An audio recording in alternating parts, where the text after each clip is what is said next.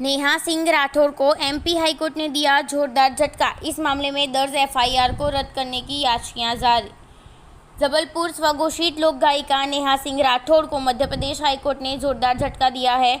बताते चले कि हाईकोर्ट ने नेहा सिंह राठौर के खिलाफ दर्ज उस आपराधिक मामले की कार्यवाही को सीधे तौर पर रद्द करने से इनकार कर दिया है, जिसमें सीधी में एक व्यक्ति एक आदिवासी मजदूर पर पेशाब करते हुए दिखाई दे रहा था। अदालत ने यह कहा है कि अभिव्यक्ति की आज़ादी का मौलिक अधिकार पूर्ण अधिकार नहीं है, बल्कि इस पर उचित प्रतिबंधित भी है। यह कहते हुए उनकी याचिकाओं को खारिज कर दिया गया। विशेष संगठन की पोशाक को जोड़ने का हक नहीं।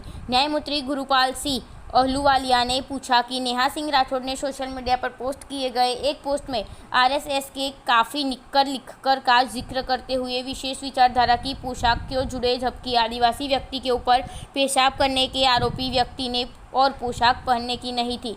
यह जवाब उनके वकील से पूछा गया। घटना से अलग थी तस्वीर। सूत्रों के मुताबिक हाईकोर्ट ने यह कहा कि चुंगी याचिकाकर्ता नेहा द्वारा अपने ट्विटर और इंस्टाग्राम अकाउंट पर अपलोड किया गया कार्टून उस घटना के अनुरूप नहीं कहा जो घटित हुई थी। आवेदन द्वारा अपनी मर्जी से कुछ अतिरिक्त चीज़ें भी जोड़ दी गई है।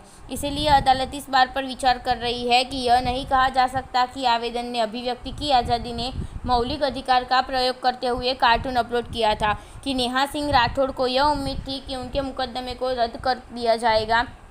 फिर जस्टिस गुरुपाल सिंह अहलूवालिया ने कहा कि हालांकि एक कलाकार के व्यंग के माध्यम से आलोचना करने की स्वतंत्रता होनी चाहिए, लेकिन कार्टून में किसी विशेष पोशाक को जोड़ना व्यंग नहीं कहा जा सकता है।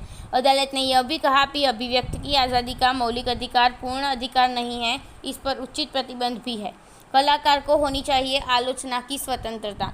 यहाँ पर जस्टिस अहलूवालिया ने एक बहुत ही महत्वपूर्ण बात कही। उन्होंने कहा कि हालांकि एक कलाकार को व्यंग के माध्यम से आलोचना करने की स्वतंत्रता होनी चाहिए, लेकिन कार्टून में किसी विशेष पोशाक को जोड़ना व्यंग नहीं कहा जा सकता है।